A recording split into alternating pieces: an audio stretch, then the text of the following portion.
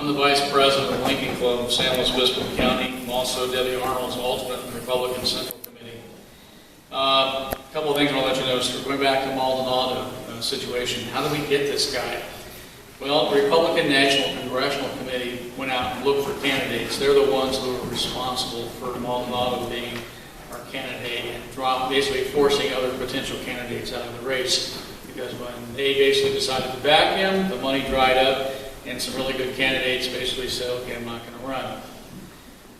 If you want to make an issue of that with the Republican Party, the best person to write to or call would be Congressman Kevin McCarthy, because for the last several years, as the number 3 man in Congress, the majority whip, he has been out recruiting candidates to run for office. And so I would definitely let him know what's going on. And every member of the Republican establishment is as frustrated and as angry as you are by Mr. Maldonado. He stiffed Republican women of North San Luis Obispo County and other groups in the county at least 8 times in the primary. I'm not going to tell you how to vote. I don't even know how I'm going to vote on November 6th for him. It's going to probably depend mostly upon are we going to endanger losing the House of Representatives or not. Otherwise, I may very well do what Lydia does in this particular case. You'll have to make up your own decision on this, because once he's in, the primary system that he put into place in the state of California, it's going to make it virtually impossible to get rid of any incumbent unless you've got a really lot of money. I'm talking probably $1 million. It used to be $200,000 was the standard, but now with this new system, to get an incumbent out, it's going to be extremely difficult unless you have a lot of money. Other issues in the state, we talked a little bit about regional boards and all the different things the governor wants to do, and all the proposition wants to increase all your taxes. The one thing you never hear him wanting to cut are the regulatory agencies and the boards, the people that sit on these boards. Now, we just got rid of Jim Patterson as a member of our Board of Supervisors, and Debbie's going to take his place. I don't think he's going to go. I think he's going to get appointed to one of these boards, probably the Water Quality Control Board or the Air Pollution Board, something that pays a salary.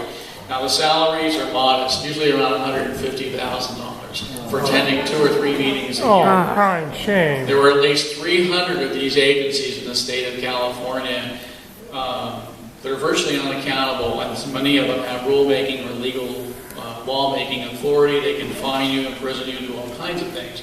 They are one of the reasons the state of California is in dire straits. And I would be telling the governor, if I were a public employee, before you cut one more teacher or come back and say you're going to cut our road budget again or take any more community monies, you start cutting those regulatory agencies, because you never hear them talk about it and all the burdens they put on business and the drag they are to the California economy.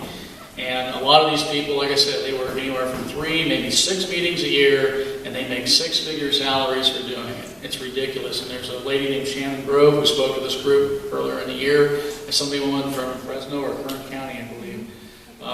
She is right on top of this. She's got the list posted outside of her door in the State Assembly. And it's literally this long, all the way across the page in small print, type single space, going to the floor, all the different agencies and boards we've got. And that's part of the hidden government of California. Talking about the economy, I was going to talk about the economy and what's happening. In the back, I left out this little chart, and you're talking about raising your taxes. Taxes on the rich is one of the favorite things you like to do. There's a handout back there. And what it basically shows you is this is the various tax rates we've had since like 1950 leading up to the year 2005. And the bottom line is how much money they collected. It's basically flat, because money moves. And people who have a lot of money know how to make it move around. They put their money in securities. If you think you're going to get a hold of a billionaire's money, think again. It ain't going to happen. And raising taxes has never produced more income. Never. And there's a guy by the name of Andrew Mellon, who was a Secretary of Treasury back in the 1920s and 30s. He wrote a book in 1924 called Taxation of People's Business. And he basically cited it the opposite of what all the people want to tax the rich have to say. You don't collect more money. Thomas Sowell is a famous economist, works at Stanford University, cites this. It's all in the handout.